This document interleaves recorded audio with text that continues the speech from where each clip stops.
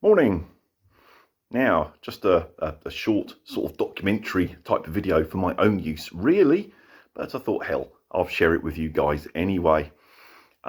We have an ongoing problem with our flat where we live. We've got dry rot and the floor is collapsing in the lounge. Now, for various reasons, we've been living with this for 2 years now. Hopefully today the insurance assessor is going to come have a final look to see if he agrees with what the builder has estimated and something actually might happen. But I'm not holding my breath because of how long this whole bloody saga has been going on. So I just thought I'd just quickly document this, as I say, mainly for my own purposes, but also give you guys a look as well, see what you think. So I'll go out to the hallway first and start there. Right, this is in our hallway, and this stack of boxes have been here for, I think, nearly 18 months now. Because 18 months ago, they was meant to start work. So I packed up the majority of the contents of our lounge, where the main problem is, put it in the hallway, ready to be taken away for storage. 18 months later, it's still all sitting here. And of course, as soon as you look for something, it's in one of the boxes, isn't it? So I'm forever coming here, sorting the boxes, trying to find something. Oh, right pain in the arse. Right, let me go and show you the main problem. Right, we're starting this corner. This is approximately, let's have a look, 10-12 feet from where the initial problem was. And yes, that is what's left of one of my floorboards. If I pull this up, it's just all collapsing. I can't go any further into the corner. I will disappear through the floor. Not really ideal, but that is actually quite minor compared with where the problem started. So let's go over that side. Right, this is where it all started. And it started with a broken drain outside, under the ground. Of course, nobody knew about it. It is Victorian. The drain had collapsed, so all the rainwater coming off the roof, rather than running away, was running back under the house. I'm not sure how close I dare get into this corner. Oh, big stretch.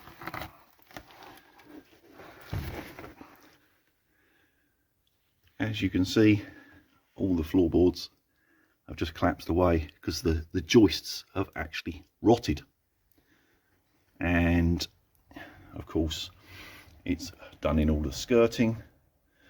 It's an old Victorian place, so we've got lath and plaster in the walls, so it's all going up the walls. They had the same issue next door, and the bay windows had to come out, the lot. It was a major job. But due to the stalling of the insurance company and various excuses from the freeholder of the building, we own the flat but not the freehold, and it's their insurance.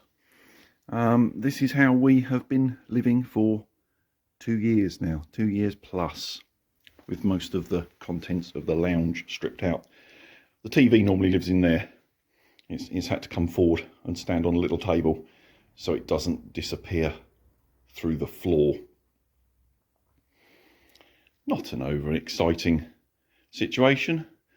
And just outside there's an air brick. So the draft up through there, you wouldn't believe.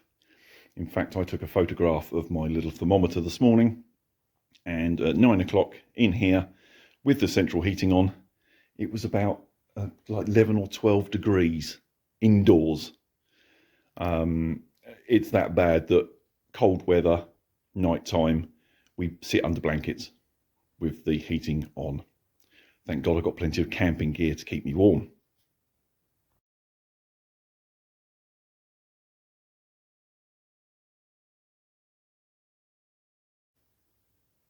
So that's basically the situation. Initially, when we was first aware of the damp, well, next door, they were first aware of it. Theirs was worse than ours, or at least it happened quicker for them. We then investigated the corner of our lounge where the two sides, back onto each other because it's a semi, and there was signs of something going on. By the time the insurance company pulled their finger out and come out and had a look, there was a small area, I don't know, 2 or 3 feet square, just a little, sort of metre square piece in the corner that needed doing.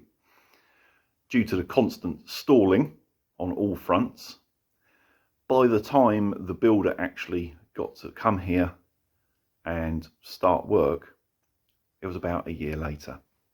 He took one look and he said, it's the whole lounge. It's spread, as dry rot does. If you don't stop it, it will keep going and going and going. So he said, I'm not going to start work because the insurance company have said, this is the quote, this is what we're paying. And he said, for argument's sake, if they're paying for a £5,000 job and it turns into a £20,000 job, he says, I don't want to lumber you with the 15 balance because it's nothing to do with you. So he refused to start work until the insurance company either give him like an open-ended job to just keep going until it was all done, or they come and reassess it.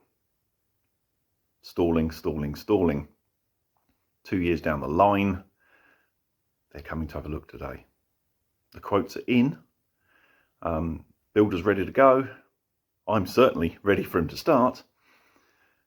But it's now to the situation where it was just a little job. We will have to move out for a couple of months while they rip out the whole of this room, floor to ceiling, and into the hallway as well, because it's spread through there as well. So unnecessary. It could have been just a little job done in a week, just like that. And now it's a massive job. And then we wonder why our insurance premiums are so high. There you go. So yes, just a silly little video, more for my records than anything. But hey, just to put you in a picture, and I thought you may be interested. It's hardly camping, is it? Well, apart from the covering up with stuff to keep you warm in the evening, where the camping gear is involved. But yeah, that's where we are at the moment.